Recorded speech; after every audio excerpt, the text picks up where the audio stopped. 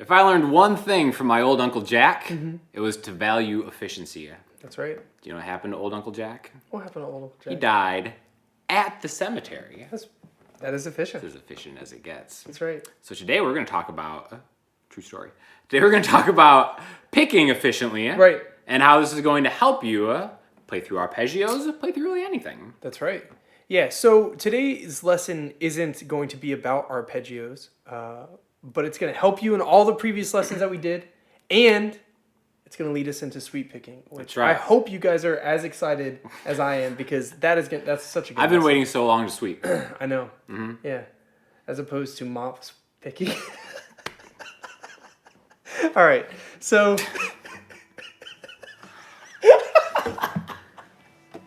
I'm so sorry. Mop picking. What's that? Makes sense. And you just okay. Bring it out. So we're gonna do the same major scale shape that we did in the previous video, which was the G major scale, right? 3 notes per string.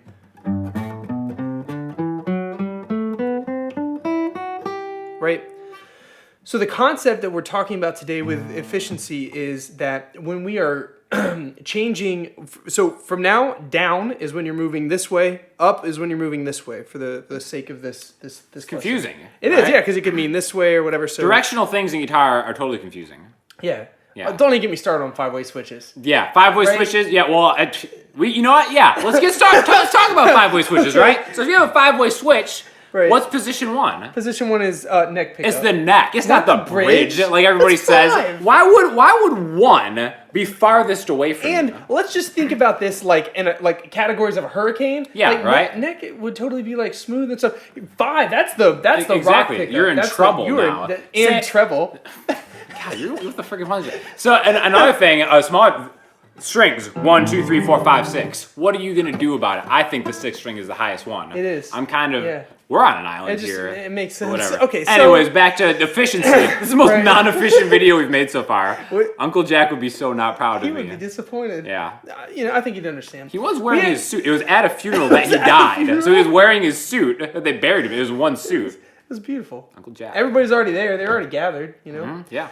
So the concept is that when we're moving towards the high E string, we're going to change strings with a downstroke. When we're moving towards the low E string, we're going to change strings with an upstroke. And I'm going to explain what I mean by that. So this also helps, whether you're playing an arpeggio or a scale, to have an odd number of notes on an individual string. The reason is because you're picking down, up, down. You're already going down. This next note, down, up, down. And especially when it gets to sweep picking, when speed is the thing you're going for, that wasted movement of going up again, even though it's so small, if you have like a tight pick control, it matters in the context of going through an arpeggio. Oh yeah, and then like imagine like doing like and having to, I can't even do it. I couldn't even, to like skip. That's that, yeah. So anyhow, so we're going to run through the scale real quick all the way down, and then we're going to run back up so you guys can kind of see. So the motion is down, up, down, down, up, down, down, up, down, down, up, down, down, up, down, right?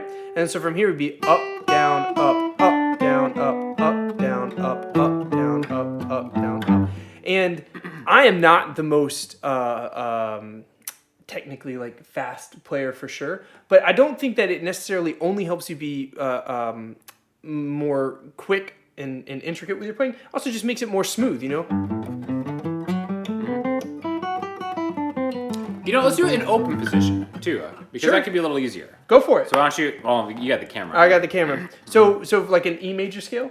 Yeah. So you do like an open string, so it'd be like down, up, down, down, up, down, down, up, down, down, up, down, down, up, down. I think that might be a little easier to start off with, because if you're still working on the stretch of that, right. So if you do it in open position, then you can kind of like build up a little more speed to kind of see some of the results faster. That's perfect. Yeah, so I mean, whatever pattern, and I encourage you to apply this. I'm going to briefly go over a few patterns that we've done before. I encourage you to try this with, the C major would be down, up, down, down, down, down, right? So down, up, down, down, down. I'm not really going over the pattern. You can view the previous lesson if you need to. You remember. It's a major arpeggio. It's a major arpeggio, right? If we're doing the minor arpeggio like the E minor, you could even do a hammer on here. You could do a downstroke, a hammer on the minor third, right? So downstroke on the 5th fret of the low E, hammer on here at the 8th fret, and then downstroke, downstroke, downstroke. So as I'm coming up with an upstroke, moving down. I mean, that's really it for this lesson, is just to think about the concept of being more efficient with your picking.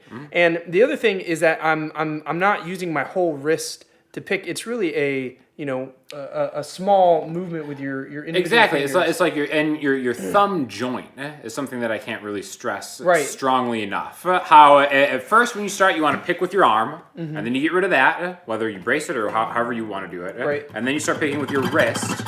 And then the next gradual step is you start kind of like incorporating like your thumb joint and your fingers and kind of like powering through a string, instead of playing a string. I think that's kind of like an important thing to And think another about. tip, whether it be sweep picking or tremolo picking or, just trying to play intricately, even if you're doing like the, it really can help to tilt your pick. Yeah. A little bit. So you're not going flat, flat, flat. It's kind of like at an angle. Yeah. And you can see I use these like little baby tiny jazz Same picks. here. Jazz, Yeah. yeah, what's up? I really, I hated them when I first started using them, and they made me a better player, hands down. So I encourage you to also try. Another one, the these chicken slot picks. I use those a lot too. Yeah, those are cool. The Those are 2 cool point, picks. the 2 point. Oh my god, Yeah, I love very those cool. picks. Yeah.